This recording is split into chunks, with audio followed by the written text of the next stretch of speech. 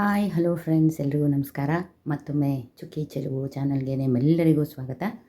Friends, ಈ ಹಿಂದೆ ನಾನು ನಿಮಗೆ ಸುದ್ದೆನಲ್ಲಿ ರಂಗೋಲಿ ಹಾಕೋದು ಹೇಗೆ ಅಂತ ತೋರಿಸಿದ್ದೆ. ಹಾಗೆ ಅದನ್ನು ಹೇಳಬೇಕಾದ್ರೆ ಅಕ್ಕಿ ಹಿಟ್ಟಲ್ಲೂ ರಂಗೋಲಿ ಹಾಕ್ಬೋದು ಅಂತಲೂ ಹೇಳಿದ್ದೆ. ಸುಮಾರು ಜನ ನನಗೆ ಅದ್ರ ಬಗ್ಗೆ ಕಮೆಂಟ್ ಮಾಡಿ ಕೆಲವು ಪ್ರಶ್ನೆಗಳನ್ನು ಕೇಳಿದ್ದಾರೆ. ಒಂದು, ಈ ಸುದ್ದೆ ಅನ್ನೋದು ಎಲ್ಲಿ ಸಿಗುತ್ತೆ ಅಂತ ಸುಮಾರು ಜನ ಪ್ರಶ್ನೆ ಮಾಡಿ ಕೇಳಿದರು. ಏನಂದರೆ, ಈ ಸುದ್ದೆ ಎಲ್ಲ ಈ ಪೂಜೆ ಸಾಮಾನು ಮಾರುವಂಥ ಅಂಗಡಿಗಳಲ್ಲಿ ಅರಿಶಿನ ಕುಂಕುಮ ಎಲ್ಲ ಮಾರ್ತಾರಲ್ಲ, ಆ ಅಂಗಡಿಗಳಲ್ಲಿ ಖಂಡಿತ ಸಿಗುತ್ತೆ. ನಾನಿರೋದು ಬೆಂಗಳೂರಲ್ಲಿ ಮಲ್ಲೇಶ್ವರಂನಲ್ಲಿ, ಹಾಗಾಗಿ ಇಲ್ಲಿ ಆ ಅಂಗಡಿಗಳಲ್ಲಿ ಇದು ಸಿಗ್ತಾಯಿದೆ. ಸಪೋಸ್ ನಿಮಗೆ ಅಲ್ಲಿ ಸಿಗಲಿಲ್ಲ ಅಂದರೆ ಅಮೆಝಾನಲ್ಲಿ ಸಹ ಇದು ಸೇಡಿ ಬಾಲ್ ಅಂತ ಸಿಗುತ್ತೆ. ನಾನು ನನ್ನ ಹಿಂದಿನ ವಿಡಿಯೋದಲ್ಲಿ ಡಿಸ್ಕ್ರಿಪ್ಷನಲ್ಲಿ ಲಿಂಕ್ ಹಾಕಿದ್ದೀನಿ ಎಲ್ಲಿ ಸಿಗುತ್ತೆ ಅನ್ನೋದಕ್ಕೆ. ಅಥವಾ ನೀವು ಅಮೆಝಾನ್ಗೆ ಹೋಗಿ ಸೇಡಿ ಬಾಲ್ ಅಂತ ಸರ್ಚ್ ಮಾಡಿದ್ರೆ ನಿಮಗೆ ಅಲ್ಲಿ ಇದು ಖಂಡಿತ ಸಿಗುತ್ತೆ. ಹಾಗಾಗಿ ನೀವು ಈ ಸುದ್ದಿಯನ್ನು ಅಲ್ಲಿ ಖರೀದಿ ಮಾಡ್ಬೋದು. ಮತ್ತು ಇನ್ನೊಂದು ಏನು ಹೇಳಿದ್ದೆ ಅಂದರೆ, ನಾನು ಅಕ್ಕಿ ಹಿಟ್ಟಲ್ಲಿ ರಂಗೋಲಿ ಹಾಕೋದು ಹೇಗೆ ತೋರಿಸ್ಬೇಕು ಅಂಥೇಳಿ ಈ ದಿನ ನಾನು ವಿಡಿಯೋ ಮಾಡ್ತಿದ್ದೀನಿ. ಇಲ್ಲಿ 2 ತೋರಿಸ್ತೀನಿ ನಾನು. ಒಂದು, ಡ್ರೈ ಅಕ್ಕಿ ಹಿಟ್ಟಲ್ಲಿ ಹೇಗೆ ರಂಗೋಲಿ ಹಾಕೋದು ಅಂತೇಳಿ. ಇನ್ನೊಂದು, ವೆಟ್ ಅಕ್ಕಿ ಹಿಟ್ಟಲ್ಲಿ ರಂಗೋಲಿ ಹಾಕೋದು ಹೇಗೆ ಅಂಥೇಳಿ ನಾನು ನಿಮಗೆ ತೋರಿಸ್ಕೊಡ್ತೇನೆ. ಈಗ ಇಲ್ಲಿ ನೋಡ್ತಾ ಇದ್ದೀರಲ್ಲ ನೀವು ರಂಗೋಲಿ, ಅದು ನಾನು ರುಬ್ಬಿದ ಅಕ್ಕಿ ಹಿಟ್ಟಿಂದ ಹಾಕಿರುವಂಥ ರಂಗೋಲಿ. ಮೊದಲಿಗೆ ನಾನು ನಿಮಗೆ ಈ ರೀತಿ ಡ್ರೈ ಅಕ್ಕಿ ಹಿಟ್ಟಿಂದ ಹೇಗೆ ರಂಗೋಲಿ ಹಾಕ್ಬೋದು ಅಂತ. ಇದಕ್ಕೇನು ರಿಕ್ವೈರ್ಮೆಂಟ್ ಇಲ್ಲ. ನಿಮ್ಮಲ್ಲಿ ಅಕ್ಕಿ ಹಿಟ್ಟಿದ್ದರೆ ನೀವು ಸಹ ಇದನ್ನು ಪ್ರಯತ್ನ ಪಡ್ಬೋದು. ಹಿಂದಿನ ದಿನಗಳಲ್ಲಿ ಏನು ಮಾಡ್ತಿದ್ರು ಅಂದರೆ, ಅಕ್ಕಿ ಹಿಟ್ಟಿಂದನೇ ರಂಗೋಲಿ ಹಾಕ್ತಿದ್ರಂತೆ ಮನೆ ಮುಂದೆ. ಕಾರಣ ಇಷ್ಟೇ, ಅದನ್ನು ಇರುವೆಗಳೆಲ್ಲ ಬಂದು ತಿನ್ಕೊಂಡು ಹೋಗ್ತಿದ್ವಂತೆ. ಹಾಗಾಗಿ ಒಂದು ಪುಟ್ಟ ಪ್ರಾಣಿಗೂ ಆಹಾರ ಆಗ್ತಿತ್ತು. ಅದು ನಮಗೆ ಸಂಪ್ರದಾಯವಾಗೂ ಇರ್ತಾಯಿತ್ತು ಮತ್ತು ನೋಡೋಕ್ಕೂ ಚೆನ್ನಾಗಿ ಕಾಣ್ತಿತ್ತು ಅಂಥೇಳಿ ಹಿಂದಿನಿಂದ ದೇವ್ರ ಮನೆ ಒಳಗಿರ್ಬೋದು, ಮನೆಯ ಹೊಸ್ತಿಲಿಗಿರ್ಬೋದು, ಎಲ್ಲ ಕಡೆ ಈ ರೀತಿ ಡ್ರೈ ಅಕ್ಕಿ ಹಿಟ್ಟಿಂದನೇ ರಂಗೋಲಿ ಹಾಕ್ತಿದ್ರು. ಇದರಲ್ಲಿ ಹಾಕೋದು ಸಹ ತುಂಬ ಈಸಿ. ಈಗ ನೀವು ನೋಡಿ, ಜಸ್ಟ್ ನಾನು ಡ್ರೈ ಅಕ್ಕಿ ಹಿಟ್ಟು ತೊಗೊಂಡಿದ್ದೀನಿ.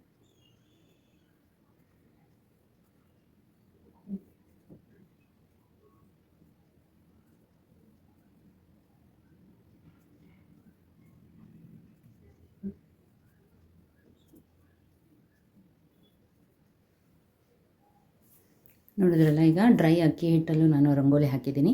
ಇಲ್ಲಿ ಒಂದು ಏನು ನೀವು ಗಮನಿಸ್ಕೋಬೇಕಂದ್ರೆ, ಅಕ್ಕಿ ಹಿಟ್ಟು ತುಂಬ ನೈಸ್ ಇರಬಾರ್ದು. ತುಂಬ ನೈಸ್ ಇದ್ದರೆ ನಿಮಗೆ ಫ್ಲೋ ಬರೋಲ್ಲ ಹಾಕಬೇಕಾದ್ರೆ, ಎಳೆ ಹಾಕಬೇಕಾದ್ರೆ. ಹಾಗಾಗಿ ತುಂಬ ನೈಸ್ ಇರೋವಂಥ ಅಕ್ಕಿ ಹಿಟ್ಟು ತೊಗೋಬೇಡಿ. ಸ್ವಲ್ಪ ರಫ್ ಇದ್ದರೂ ಓಕೆ, ಚೆನ್ನಾಗಿ ಬರುತ್ತೆ ರಂಗೋಲಿ. ನೋಡಿ, ಇದರಲ್ಲೂ ಸಹ ರಂಗೋಲಿ ಚೆನ್ನಾಗಿ ಹಾಕ್ಬೋದು ಅಂತ ನೀವೇ ನೋಡ್ತಾ ಇದ್ದೀರಾ. ಇನ್ನು ನೆಕ್ಸ್ಟು ನಾನು ಅಕ್ಕಿ ಹಿಟ್ಟನ್ನು ಬಳಸಿ ರುಬ್ಬಿದ ಅಕ್ಕಿ ಹಿಟ್ಟನ್ನು ಬಳಸಿ ಹೇಗೆ ರಂಗೋಲಿ ಹಾಕ್ಬೋದು ಅಂತ ತೋರಿಸ್ತೀನಿ. ಈಗಾಗಲೇ ನೋಡಿ, ಇಲ್ಲಿ ಹಾಕಿದ್ದೀನಲ್ಲ ರಂಗೋಲಿ, ಇದು ರುಬ್ಬಿದ ಅಕ್ಕಿ ಹಿಟ್ಟಿಂದ ಹಾಕಿರೋದು. ಇದನ್ನು ಹೇಗೆ ಹಾಕೋದು ಅಂಥೇಳಿ ನಾನು ತೋರಿಸ್ತೀನಿ. ಈಗ ಅಕ್ಕಿ ಹಿಟ್ಟಿಂದ ರಂಗೋಲಿ ಹಾಕಲಿಕ್ಕೆ ನಿಮಗೆ ಬೇಕಾಗಿರೋದು ಜಸ್ಟು ನಾನೊಂದು 2 ಸ್ಪೂನ್ ಅಕ್ಕಿ, ಅಥವಾ ನಿಮಗೆ ಮಿಕ್ಸಿನಲ್ಲಿ ಸಿಗಲ್ಲ ಅಂದರೆ ಬೇಕಾದರೆ ಒಂದು 3 ಸ್ಪೂನ್ ಅಕ್ಕಿ ತೊಗೋಬೋದು.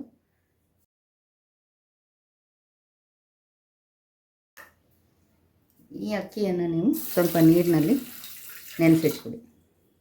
ಇದಕ್ಕೇನೂ ಹಾಕಿಲ್ಲ ನಾನು, ಬರೀ ಅಕ್ಕಿ ಮತ್ತು ನೀರು ಹಾಕ್ಬಿಟ್ಟು ನೀವು ಒಂದು 2 ಗಂಟೆ ನೆನೆಸಿಡ್ಬೋದು. ಅಥವಾ ನೀವು ರಾತ್ರಿ ನೆನೆಸ್ಬಿಟ್ಟು ಸಹ ಬೆಳಗ್ಗೆ ಅದನ್ನು ರುಬ್ಕೊಳ್ಬೋದು. ನೋಡಿ ಫ್ರೆಂಡ್ಸ್, ಈಗ ಇಲ್ಲಿ ಅಕ್ಕಿ ಹಿಟ್ಟು ರುಬ್ಬಿದ್ದೀನಿ. ಜಸ್ಟ್ ನೀವು ದೋಸೆಗೆಲ್ಲ ರುಬ್ಕೊಳ್ಳೋ ಥರನೇ ಅಕ್ಕಿ ಹಿಟ್ಟು.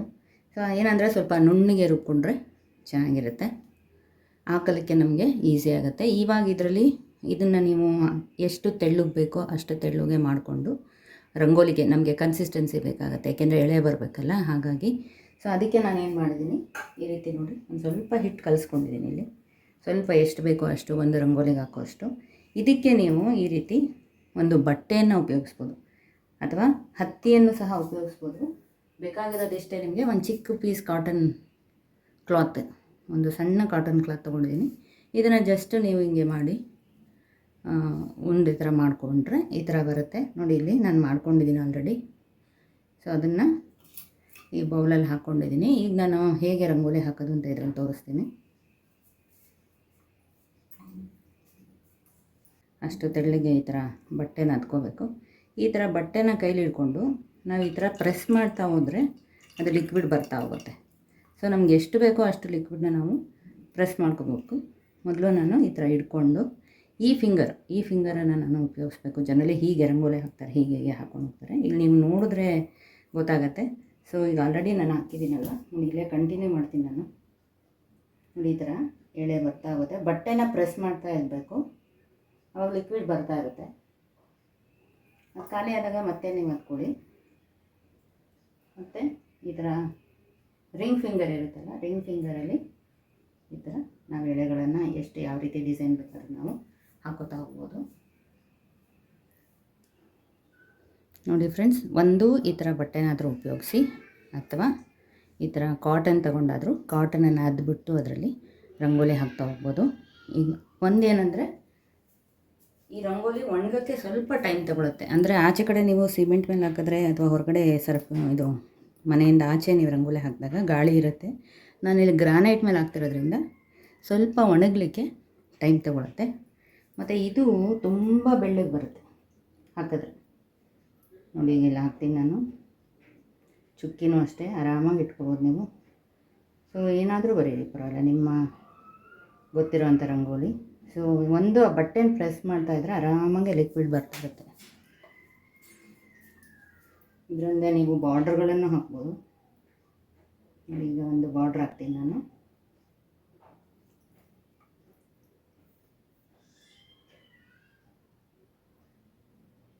ಮತ್ತು ಇದರಲ್ಲಿ ಯಾವುದೇ ಕೆಮಿಕಲ್ ಇರಲ್ಲ.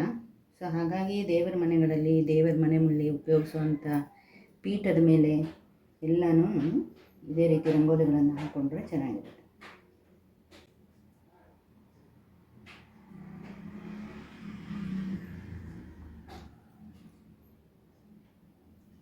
ಈ ಥರ ಬಾರ್ಡರ್ ಹಾಕ್ಬೋದು.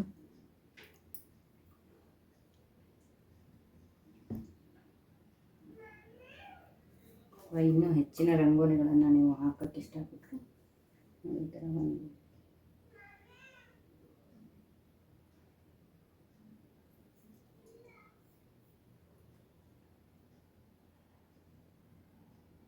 ಎಳೆ ಕ್ಲೀನಾಗಿ ಬರುತ್ತೆ. ಮತ್ತು ನಮಗೆ ಕಂಟ್ರೋಲ್ ಜಾಸ್ತಿ ಇರುತ್ತೆ ಇದರಲ್ಲಿ, ಏಕೆಂದರೆ ಫಿಂಗರ್ ಟಚ್ ಆಗ್ತಾ ಇರೋದ್ರಿಂದ ನಮಗೆ ಫುಲ್ ಕಂಟ್ರೋಲ್ ಸಿಗುತ್ತೆ.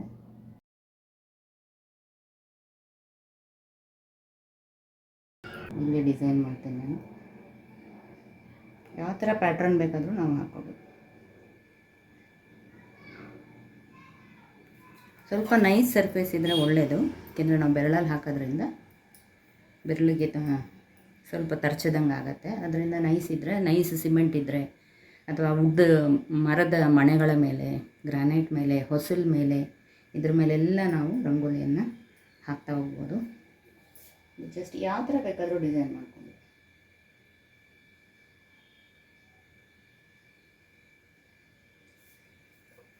ಸೊ ಇದಕ್ಕೇನು ಖರ್ಚು ಇಲ್ಲ.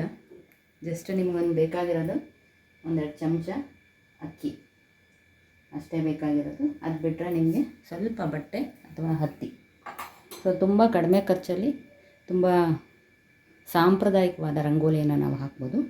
ಇಲ್ಲಿ ನಿಮ್ಗೊಂದು ಪ್ರಶ್ನೆ ಬರ್ಬೋದು, ಪದೇ ಪದೇ ನಾವು ರಂಗೋಲಿ ಹಾಕಬೇಕಲ್ಲ, ಇದನ್ನು ರುಬ್ಬಬೇಕಾ? ಅಕ್ಕಿ ಹಿಟ್ಟು ರುಬ್ಬಿದ್ರೆ ತುಂಬ ದಿವಸ ಇರೋದಿಲ್ಲ, ಏನು ಮಾಡೋದು ಅಂತ. ಅದಕ್ಕೂ ಸಹ ಒಂದು ಉಪಾಯ ಇದೆ. ಅದನ್ನು ಏನು ಅಂತ ನಾನು ಹೇಳ್ತೀನಿ. ಈ ರೀತಿ ರಂಗೋಲಿ ಹಿಟ್ಟನ್ನು ನೀವು ಒಂದ್ಸಲಿ ರುಬ್ಬಿ 1 ತಿಂಗಳಿಗಾಗೋಷ್ಟು ಬೇಕಾದರೆ ಮಾಡಿಟ್ಕೋಬೋದು. ಅದು ಹೇಗಂತಂದರೆ, ನೀವು ಅಕ್ಕಿ ನೆನೆಸಿ ಈ ರೀತಿ ಅಕ್ಕಿ ಹಿಟ್ಟು ಮಾಡ್ಕೊಳ್ತೀರಲ್ಲ. ಸೊ ಈಗ ನಾನು ರುಬ್ಬಿದ್ದಿದೆ. ಈಗ ನನಗೆ ಇಷ್ಟೊಂದು ಬೇಕಾಗಲ್ಲ ಒಂದ್ಸಲಿ ರಂಗೋಲಿಗೆ. ಸೊ ನಾನೇನು ಮಾಡ್ತೀನಿ, ಇದನ್ನು ಒಂದು ತಟ್ಟೆ ಮೇಲೆ ಹಾಕ್ಬಿಟ್ಟು ಆಚೆ ಬಿಸಿಲಲ್ಲಿ ಒಣಗ್ಲಿಕ್ಕೆ ಬಿಟ್ಬಿಡ್ತೀನಿ ಒಂದಿನ. ಸೊ ಒಣಗಿದಾಗ ಅದೇನಾಗುತ್ತೆ, ಡ್ರೈ ಆಗಿ ಚಕ್ಕೆ ಚಕ್ಕೆ ಥರ ಆಗುತ್ತೆ. ನೋಡಿ ಈ ಥರ ಚಕ್ಕೆ ಚಕ್ಕೆ ಥರ ಆಗಿದೆ.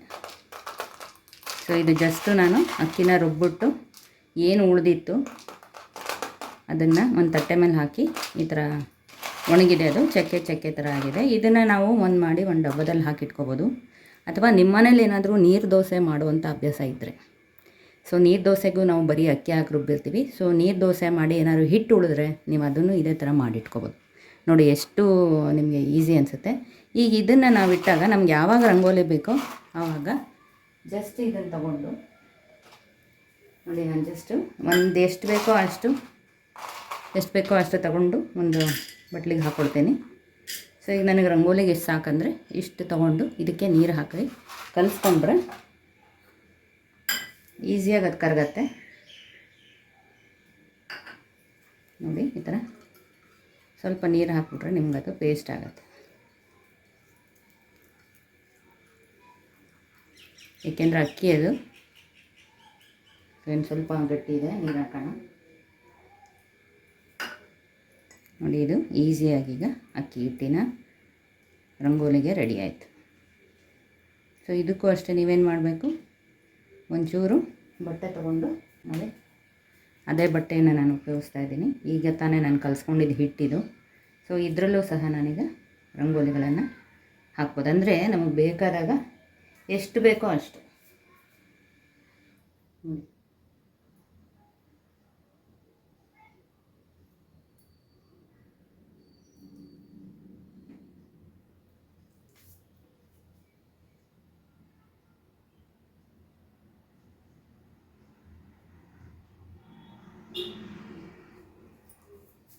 ನೋಡ್ತಾ ಇದ್ರಲ್ಲ ಫ್ರೆಂಡ್ಸ್, ಎಷ್ಟು ಈಸಿಯಾಗಿ ನೀವು ಯಾವ ಥರ ಡಿಸೈನ್ ಬೇಕಾದರೂ ಹಾಕಿ. ನಿಮಗೆ ಪುಡಿ ಹಾಕೋದಕ್ಕಿಂತ ಹೆಚ್ಚಿಗೆ ಕಂಟ್ರೋಲು ನಿಮಗೆ ಇದರಲ್ಲಿ ಸಿಗುತ್ತೆ. ಇದನ್ನು ತಮಿಳಿನಲ್ಲೂ ಸಹ ಮಾಕೋಲಮ್ ಅಂತಾರೆ, ನಮ್ಮಲ್ಲಿ ಕಲಸಿದ ಹಿಟ್ಟಿನ ರಂಗೋಲಿ ಅಂತಾರೆ, ಅಕ್ಕಿ ಹಿಟ್ಟಿನ ರಂಗೋಲಿ ಅಂತಾರೆ, ರುಬ್ಬಿದ ಹಿಟ್ಟಿನ ರಂಗೋಲಿ ಅಂತಾರೆ, ಮಾವು ಅಂತಲೂ ಕರೀತಾರೆ ಇದನ್ನು ಅವರು ತಮಿಳಿನಲ್ಲಿ. ಸೊ ಅದಕ್ಕೆ ಅವರು ಮಾಕೋಲಮ್ ಅಂತಾರೆ. ಏನಾದರೂ ಈ ರೀತಿ ನೀವು ಆವಾಗಲೂ ರಂಗೋಲಿ ಹಾಕೋ ಥರ ಹಾಕ್ಕೊಳ್ತಾ ಹೋಗ್ಬೋದು. ಸೊ ಬಹುಶಃ ನಿಮ್ಮ ಎಲ್ಲ ಡೌಟ್ಸು ಕ್ಲಿಯರ್ ಆಗಿದೆ ಅಂದ್ಕೊಳ್ತೀನಿ ಫ್ರೆಂಡ್ಸ್. ಸೊ ಈಗ ಒಟ್ಟು ನೀವು ಇಲ್ಲ ಅಕ್ಕಿ ಹಿಟ್ಟಿಂದಾದರೂ ರಂಗೋಲಿ ಹಾಕಿ, ಅಕ್ಕಿನ ನೆನೆಸಿ ರುಬ್ಬಿ ಆದರೂ ರಂಗೋಲಿ ಹಾಕಿ, ಮೂರನೇ ಈಸಿ ಮೆಥಡು ರುಬ್ಬಿದ ಹಿಟ್ಟನ್ನ ಒಣಗಿಸಿ ಇಟ್ಕೊಂಡು ಅದನ್ನು ಯಾವಾಗ ಬೇಕೋ ಆವಾಗ ನೀರೆಲ್ಲ ಕಲಸಿ ಸಹ ನಾವು ರಂಗೋಲಿಯನ್ನು ಹಾಕ್ಬೋದು. ಇದಕ್ಕೆ ನಾವೆಲ್ಲೂ ಹೋಗಬೇಕಿಲ್ಲ, ಮನೇಲಿ ಅಕ್ಕಿ ಇರುತ್ತೆ, ನೀರಿರುತ್ತೆ, ಮಿಕ್ಸಿ ಇರುತ್ತೆ. ಸೊ ನಾವೇ ಅದನ್ನು ರೆಡಿ ಮಾಡ್ಕೊಂಡಾಗಲೂ ಒಂಥರ ತೃಪ್ತಿ ಸಿಗುತ್ತೆ ನಮಗೆ. ಎರಡನೇದು, ಇದು ತುಂಬ ಸಾಂಪ್ರದಾಯಿಕವಾದ ಶೈಲಿ ಇದು. ಏಕೆಂದರೆ ಇದರಲ್ಲಿ ಯಾವುದೇ ಕೆಮಿಕಲ್ಲು ಸಹ ಇರಲ್ಲ. ಸೊ ದೇವರ ಮನೆಗಳಲ್ಲಿ, ಮನೆಗಳ ಮೇಲೆ, ದೀಪ ಇಡೋ ಕೆಳಗಡೆ, ಪೀಠದ ಮೇಲೆ ಎಲ್ಲದರ ಮೇಲೂ ನೀವು ಈ ರೀತಿ ರಂಗೋಲಿ ಹಾಕ್ಬೋದು. ದಿನ ಹೊಸ್ಲಿಗೆ ಈ ರೀತಿ ರಂಗೋಲಿ ಹಾಕ್ಬೋದು. ಸೊ ಇದು ನಿಮಗೆ ಹೆಲ್ಪ್ ಆಗುತ್ತೆ ಅಂತ ತಿಳ್ಕೊಂಡಿದ್ದೀನಿ ಫ್ರೆಂಡ್ಸ್. ಹೀಗೆ ದಯವಿಟ್ಟು ನನ್ನ ಚಾನಲ್ನ ನೋಡ್ತಾ ಇರಿ, ಲೈಕ್ ಮಾಡಿ, ಶೇರ್ ಮಾಡಿ. ನಿಮ್ಗೆ ಇನ್ನೂ ಬೇರೆ ಥರ ರಂಗೋಲಿಗಳು ಬೇಕಿದ್ದರೆ ಕಮೆಂಟ್ ಮಾಡಿ. ಇದರಲ್ಲಿ ಏನಾದರೂ ಡೌಟ್ ಇದ್ದರೂ ಸಹ ಕಮೆಂಟ್ ಮಾಡಿ, ನಾನು ನಿಮಗೆ ಎಲ್ಲ ಡೌಟ್ಸ್ನ ಕ್ಲಿಯರ್ ಮಾಡಿಕೊಡ್ತೀನಿ. ಹಾಗೆ ನನ್ನ ಚಾನಲ್ಗೆ ಇನ್ನೂ ನೀವು ಸಬ್ಸ್ಕ್ರೈಬ್ ಆಗಿಲ್ಲ ಅಂದರೆ ಖಂಡಿತ ಸಬ್ಸ್ಕ್ರೈಬ್ ಆಗಿ, ಹೀಗೆ ಸಪೋರ್ಟ್ ಮಾಡ್ತಾಯಿರಿ. ನಿಮ್ಮ ಸಪೋರ್ಟೇ ಸಹ ನನಗೆ ಇನ್ಸ್ಪಿರೇಷನ್ ಆಗಿ ನಾನು ಮತ್ತಷ್ಟು ವಿಡಿಯೋಗಳನ್ನು ಮಾಡಲು ಸಹಾಯ ಮಾಡುತ್ತೆ. ಥ್ಯಾಂಕ್ ಯು, ಧನ್ಯವಾದಗಳು.